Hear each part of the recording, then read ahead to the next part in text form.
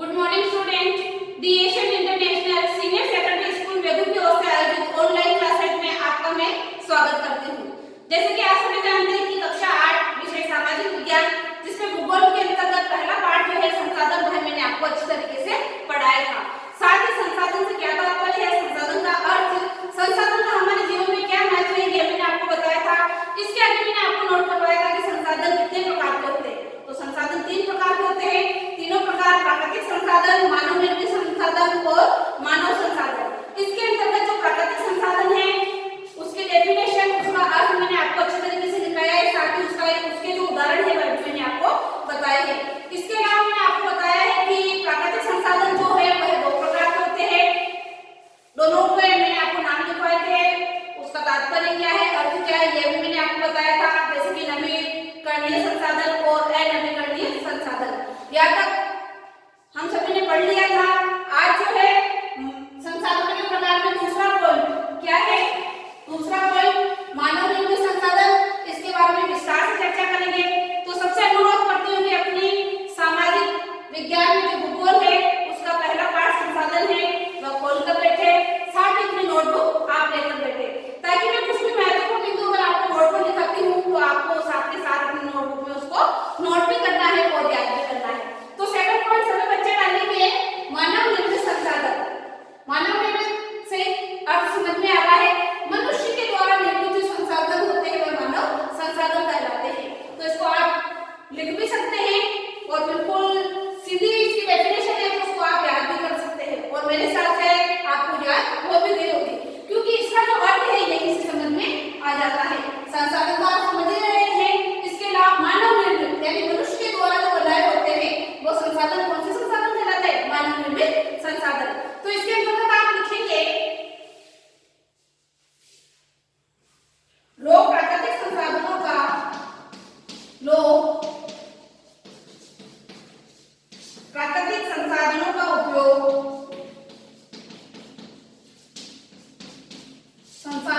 उपयोग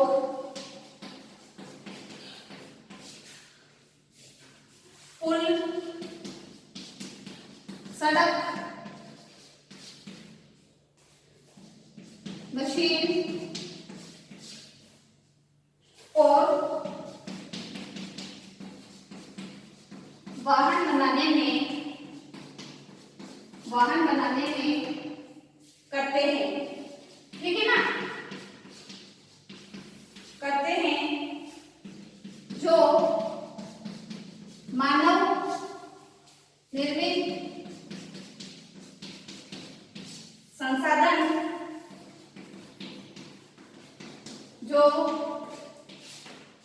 जो मानव निर्मित संसाधन माने जाते हैं। ठीक है, सभी को समझ में आया। डेफिनेशन इसकी आप लिखोगे मानव निर्मित संसाधन ऐसे संसाधन जो मनुष्य द्वारा मानव द्वारा निर्मित होते हैं वो मानव संसाधन कहलाते हैं। अब मनुष्य कैसे निर्मित करता है उसके लिए आप लिख सकते हैं आगे लोग प्राकृतिक संसाधनों का उपयोग, प्रकृति द्वारा जो प्रदत्त संसाधन है मनुष्य के पास उनका उपयोग किस किस में करते हैं, पुल, ठीक है, पुल निर्माण में करते हैं। जैसे कि रेत लग रही है, सीमेंट लग रही है, पुल बनाने में पत्थर जो लग रहे हैं वो प्रकृति द्वारा प्रदत्त संसाधन है मनुष्य के पास, जिसका वो अच्छी प्रकार से मशीनों के द्वारा और अपने मस्तिष्क की सोच विचार क्षमता को साथ में लेकर निर्माण करते हैं। तो सड़क निर्माण में काम में जाते प्राकृतिक संसाधन। इसके अलावा जो मशीनें बन रही है विभिन्न प्रकार की जिसके अंतर्गत की लोहा काम में लिया जा रहा है, तो यह भी प्रकृति द्वारा प्रदत्त मनुष्य को एक संसाधन है जिसका उपयोग वह किसमें करता है, मानव निर्मित प्राकृतिक संसाधनों के अंतर्गत। ठीक है, फिर वाहन बनाने में तो रोज दिनचर्या में हम हमारे सामने अनेक ऐसे मशीनी उपकरण देखते हैं जिनमें किसका उपयोग किया जाता है, मनुष्य के द्वारा प्राकृतिक संसाधनों का उपयोग किया जाता है। लेकिन उन प्राकृतिक संसाधन जो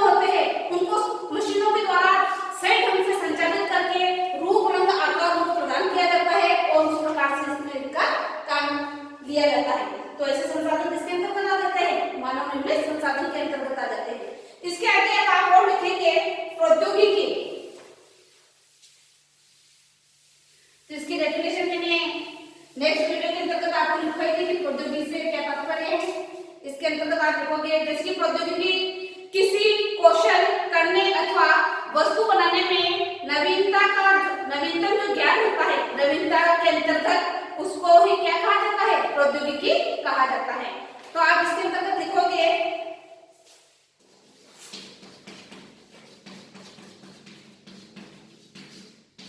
प्रौद्योगिकी मानव द्वारा निर्मित संसाधन है, मानव द्वारा निर्मित संसाधन है। इससे आप भली भांति समझ गए होंगे।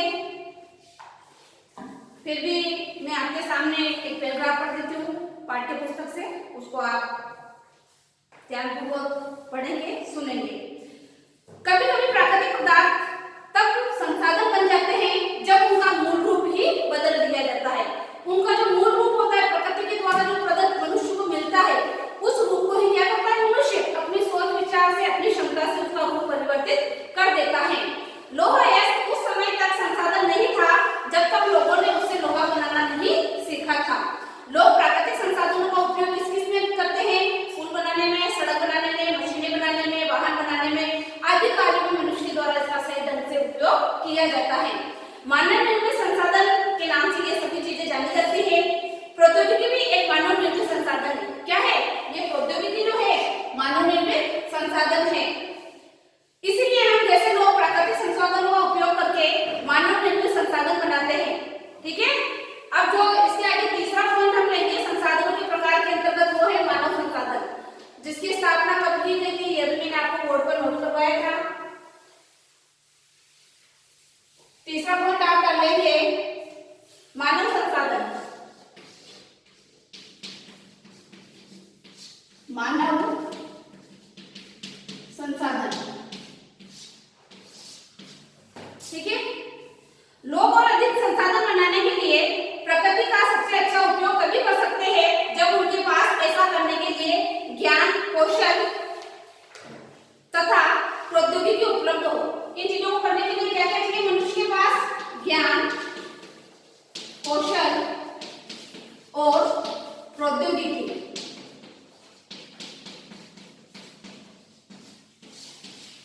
ठीक है, इस पर आपको बहुत ही इंपोर्टेंट है ये कि मानव संसाधन के अंतर्गत अगर मनुष्य के पास ज्ञान की क्षमता है, कौशल है और प्रौद्योगिकी है तो वह अपने कार्य को उचित ढंग से कर सकता है और मानव संसाधन के अंतर्गत वह इन सारी चीजों का उपयोग करके सक्षम बन सकता है। इसीलिए मनुष्य एक विशिष्ट प्रकार का संसाधन है। मनुष्य क्या है, एक विशिष्ट प्रकार का संसाधन है। अतः लोग मानव संसाधन है। शिक्षा और स्वास्थ्य लोगों को बहुमूल्य संसाधन बनाने में हमारी मदद करते हैं। अधिक संसाधनों के निर्माण में समर्थ होने के लिए लोगों के कौशल में सुधार करना मानव संसाधन कहलाता है। ठीक है, अब इसकी जो डेफिनेशन है, परिभाषा है, मैं आपको बहुत ही अच्छे तरीके से सरल शब्दावली में, सरल शब्दों में बोर्ड पर लिखा रही हूँ। उसको आप अपनी नोटबुक में नोट करेंगे कि मानव संसाधन किसे कहते हैं, इसका क्या तात्पर्य है। तो लिखोगे सभी, मानव संसाधन से तात्पर्य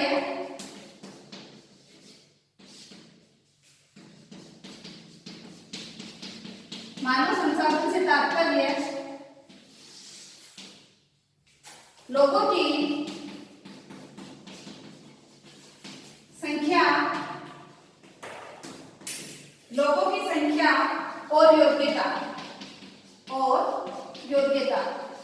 अब आप सोचेंगे कि लोगों की संख्या और योग्यता से क्या तात्पर्य है, तो लोगों की जो मानसिक और शारीरिक क्षमता होती है उसका अर्थ इससे लगाया जा सकता है। तो इसको आप छोटा सा एक पोस्टर बनाकर उसके अंतर्गत लिख सकते हैं। सभी लिखेंगे मानसिक तथा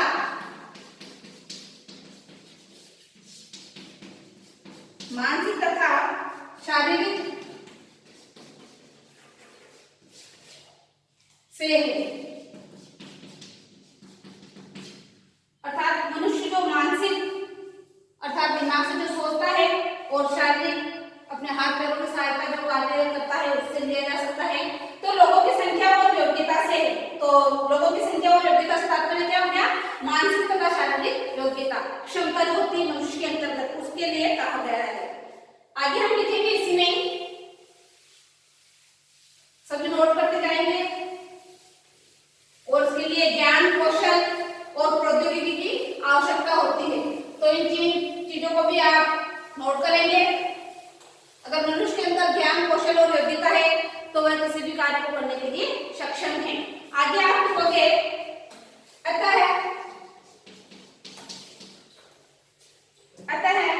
कहा जा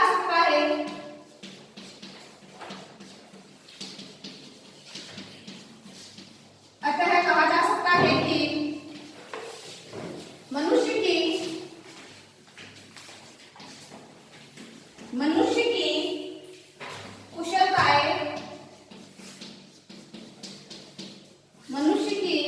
कुशलताएं ही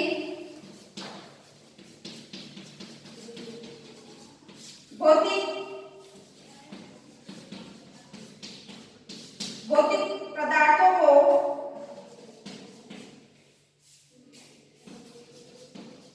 मूल्यवान, ठीक है, लिख रहे हो ना सभी, पदार्थों को मूल्यवान संसाधन बनाने में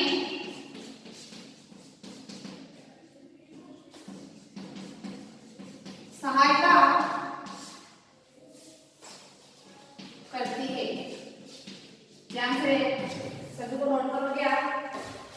अतः अंत में कहा जा सकता है कि मनुष्य की कुशलताएं ही भौतिक पदार्थों को मूल्यवान संसाधन बनाने में सहायता करती है। अगर मनुष्य ज्ञान में, कौशल में, प्रौद्योगिकी में अगर वह सक्षम है तो वह सारा कार्य कुशलतापूर्वक कर सकता है। इसके आगे जो मैं आपको समझाने जा रही हूँ वो है संसाधन संरक्षण। कि ये जो संसाधन होते हैं, सभी ने नोट कर लिया होगा, संसाधन जो होते हैं उनका संरक्षण किस प्रकार से किया जा सकता है। अगर भविष्य में संसाधनों को सुरक्षित रखना है तो उनका संरक्षण बहुत ही आवश्यक हो जाता है। आगे आप लिखोगे संसाधन संरक्षण। संसाधन संरक्षण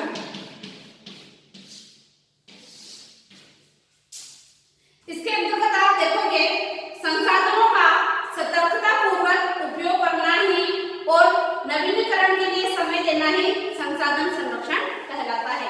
तो इसके लिए आप लिखोगे बोर्ड पर डेफिनेशन इसकी जो है, संसाधन संरक्षण से क्या तात्पर्य है, संसाधनों का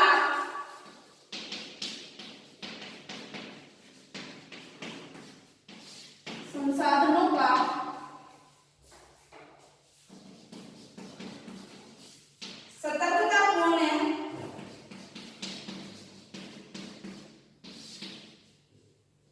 उपयोग करना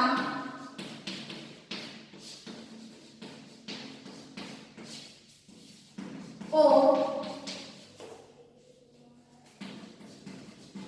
नवीकरणीय या नवीकरण के लिए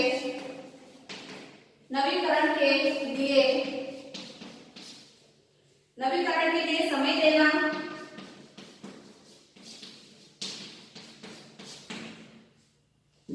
संसाधन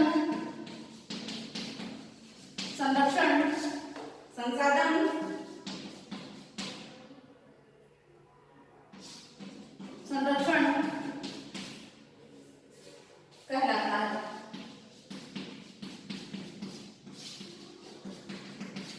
ठीक है, संसाधनों का सतर्कतापूर्ण, यानी इन संसाधनों की जितनी हमें आवश्यकता है उसी प्रकार से इनका हमें अपने दैनिक जीवन में उपयोग करना चाहिए, व्यर्थ में इनका दुरुपयोग नहीं करना चाहिए। अगर ऐसा किया जाएगा तभी हम संसाधनों को संरक्षित रख सकते हैं।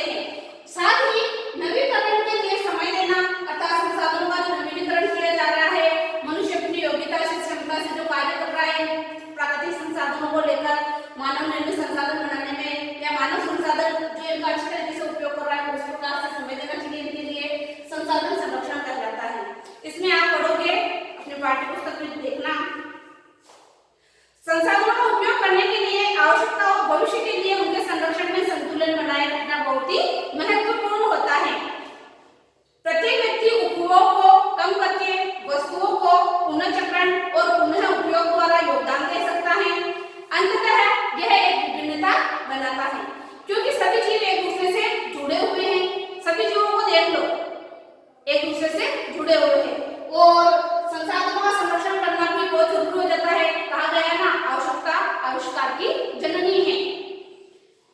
आगे हम पढ़ेंगे कि जैसे विद्युत, जल और कोयले, इनका भी हमें उचित प्रकार से उपयोग करना चाहिए, इनका दुरुपयोग नहीं करना चाहिए और जल जो है उसकी एक एक बूंद भी हमें बचानी चाहिए। हमारी पृथ्वी और इस पर निवास करने वाले लोगों का भविष्य पेड़ पौधों और परितंत्र की सुरक्षा और संरक्षण से जुड़ा हुआ है।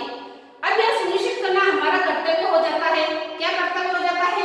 जो 3 महत्वपूर्ण बिंदु पाठ्य पुस्तक के अंतर्गत बताए गए हैं वह मैं आपके सामने पढ़ रही हूँ, उसको ध्यानपूर्वक आप क्या करोगे, सुनोगे और समझोगे। सभी नवीकरणीय संसाधनों के उपयोग सतत पोषणीय है, साथ ही पृथ्वी पर जीवन की विविधता जो है वह संरक्षित की जाए, प्राकृतिक पर्यावरणीय तंत्र की हानि को कम से कम किया जाए। ठीक है, तो संसाधन के संरक्षण के अंतर्गत हम ले लेते हैं जैसे कि जल हो गया, पानी जो है उसको हमें व्यर्थ नहीं बहाना चाहिए। एक एक बूंद जो है वह बहुत ही कीमती है, बहुत ही मूल्यवान है मनुष्य के जीवन के लिए, तो हमें पानी को बचाना चाहिए। भविष्य के लिए इसका संरक्षण करना बहुत ही जरूरी है। तो इसके लिए समय समय पर अगर आप टीवी देखते हैं तो उसके ऊपर भी बताया जाता है गर्मी के दिनों में तो पानी की कितनी आवश्यकता होती है और पानी की एक बूंद बचाने के लिए गवर्नमेंट के द्वारा जो नियम बताए जाते हैं, जो रूल्स बताए जाते हैं, उनको आपने जरूर फॉलो किया होगा, जरूर ध्यान दिया होगा उनके ऊपर। विद्युत जो है इसका भी हमें सदुपयोग करना चाहिए, दुरुपयोग नहीं करना चाहिए। किसी स्थान पर हम नहीं हैं तो वहां पर अगर व्यर्थ में पंखे चल रहे हो, लाइट चल रही हो तो उसको हमें बंद कर देना चाहिए। जितनी आवश्यकता हो उतना ही हमें इसका उपयोग करना चाहिए।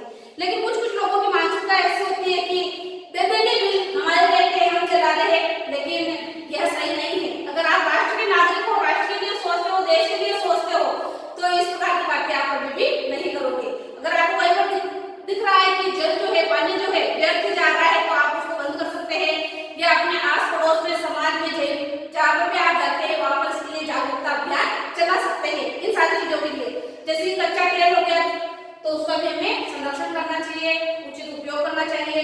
प्राकृतिक गैसें इसके अंतर्गत आ जाती है जो कि आप सभी को मैंने बताई है किस प्रकार से है। तो जीवन को अगर सही तरीके से संचालित करना है, भविष्य के बारे में सोचना है और भविष्य को अगर सुखद बनाना है तो इन प्राकृतिक संसाधनों का, मानव निर्मित संसाधनों का, मानव संसाधनों का उचित प्रकार से हमें उपयोग करना चाहिए, दुरुपयोग नहीं करना चाहिए, सही प्रकार से इनका संशोधन करना चाहिए। ये सारी बातें मैंने आपको लिखी है, बैंकों को आपने इसको पढ़ा भी होगा, समझ में भी आ गई होगी आपके।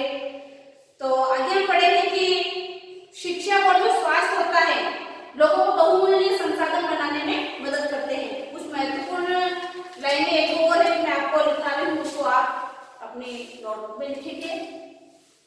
संसाधनों के संरक्षण से आप भली भांति परिचित हो गए होंगे।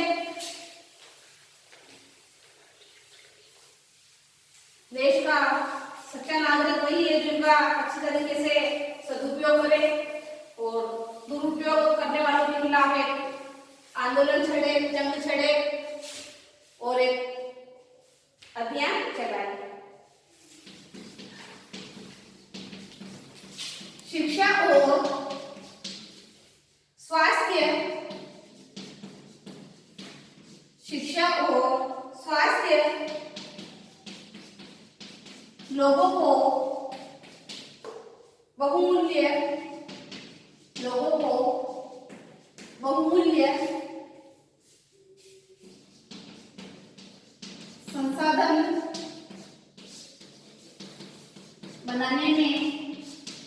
लोगों को बहुमूल्य संसाधन बनाने में मदद करते हैं।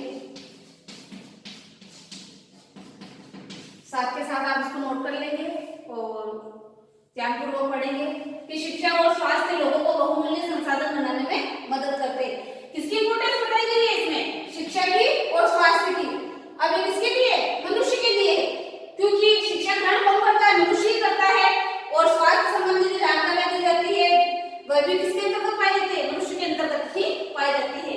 तो ऐसे मनुष्य जो शिक्षा और स्वास्थ्य को लेकर चलते हैं, इनकी अच्छाइयां बताते हैं और यही लोगों को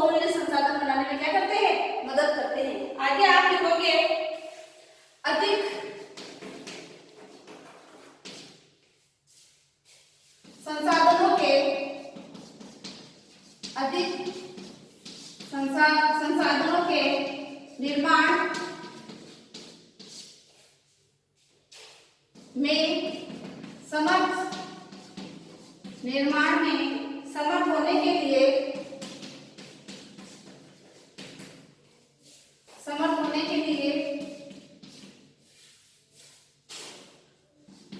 लोगों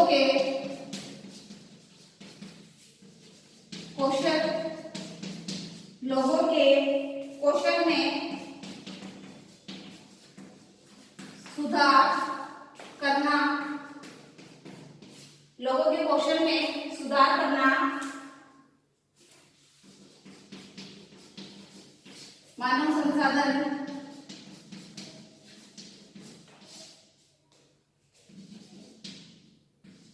कहलाता है। ये वापस से मैंने एक बार आपको बताई है, क्योंकि पहले जो मैंने आपको समझाया था उसके अंतर्गत ये सारी चीजें और नहीं लिखी थी कि मानव संसाधन क्या है। तो शिक्षा और स्वास्थ्य लोगों को बहुमूल्य संसाधन बनाने में मदद करते हैं। अधिक संसाधनों के निर्माण में समर्थ होने के लिए लोगों के कौशल में सुधार करना मानव संसाधन कहलाता है।